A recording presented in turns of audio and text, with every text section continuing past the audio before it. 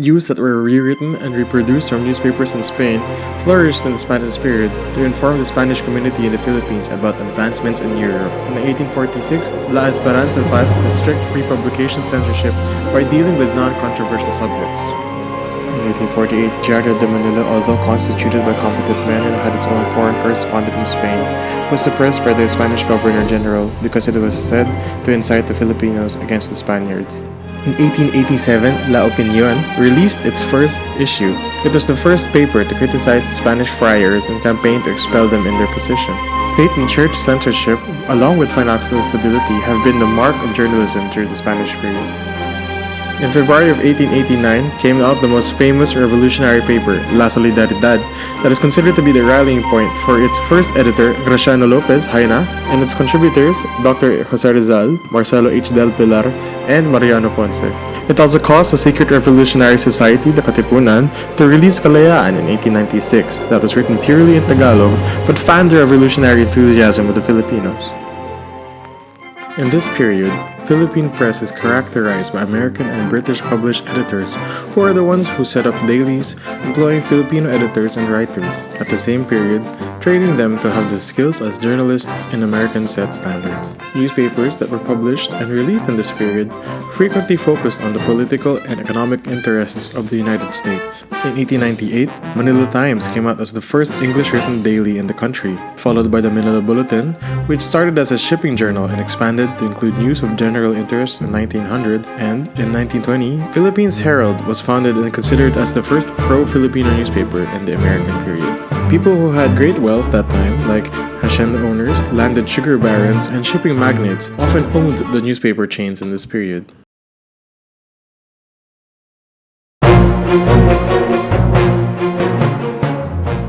During the Japanese occupation, mainstream Philippine media, such as newspapers and magazines, were seized and controlled as part of Japanese propaganda.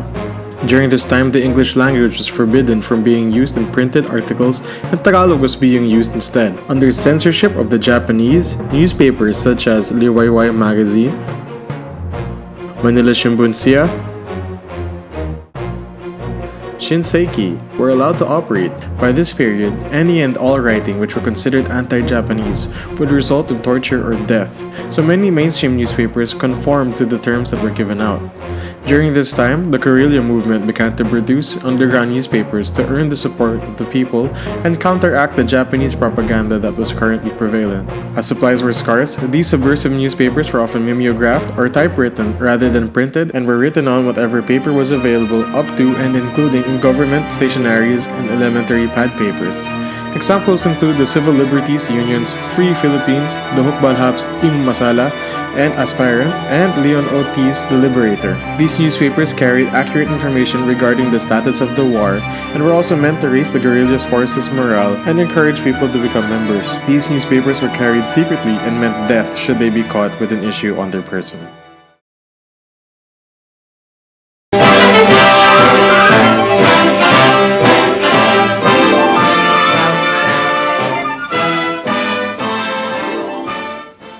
This time, from 1945 to 1972, the Philippines experienced what has been called the Golden Age of Philippine journalism. After the country's liberation from the Japanese occupation, the Philippines press started to become known as the freest one in Asia. By 1945, the first radio stations, KZFM, began to reopen, and the following year, the Manila Chronicle started to become known as a reliable source of information. In 1947, radio stations became required to change the first letter of all their call signs from K to D, where DZ were for Luzon-based stations, DY for Visayas-based stations, and DX for Mindanao-based stations. The years 1951 to 1960 had several milestones as well, including the publication of the Manila Times and the Manila Times Manual, as well as the manual titled Clear and Effective Writing of the Philippine Press Institute. Other pre-war newspapers were revived, such as the Manila Bulletin and the Philippine Herald, and in 1957, the Public Relations Society of the Philippines was established. In 1962, UPLB first established the Department of Agricultural Information, which is now known as the College of Development and Communication, and in 1965, UP Diliman established the Institute of Mass Communication, and in the same year, the first university press, the UP Press. I assure you that I am utilizing this power. It was on September 21, 1972, when Ferdinand Marcos declared martial law.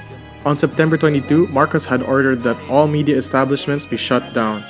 Many reporters and journalists who were known to be critical against the Marcos regime were arrested and detained in military camps. However, media publications were allowed to reopen as long as all forms of their publications were permitted by the DPI or the Department of Public Information.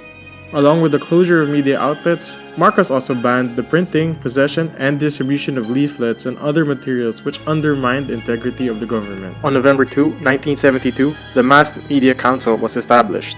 The council granted certificates that authorized newspapers, radio, and TV to run. As all forms of publication, if not banned, were strictly guarded, the only way for news to go around was by word of mouth. With this, rumors about the Marcoses started to go around.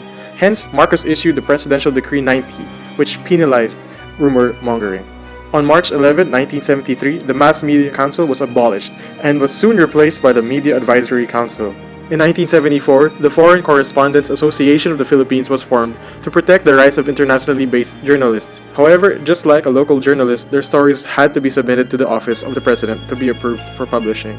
Shortly after Marcos' declaration of martial law, underground newspapers popped up. Underground newspapers, or the Mosquito Press, were the alternative press during the Marcos regime. It fearlessly criticized the Marcos administration and called on its readers to revolt against the Marcos regime. With this, Marcos instituted Presidential Decree 885, which forbid the creation of subversive organization. On January 17, 1981, Marcos issued Proclamation 2045, which would quote-unquote lift martial law. In 1986, when the Marcos regime ended, the alternative press was one of the leading newspapers which soon ousted the crony papers.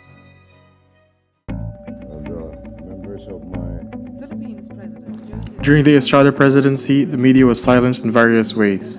Although not many publications gave in to the pressure of the government, they gravely suffered when their advertising was cut.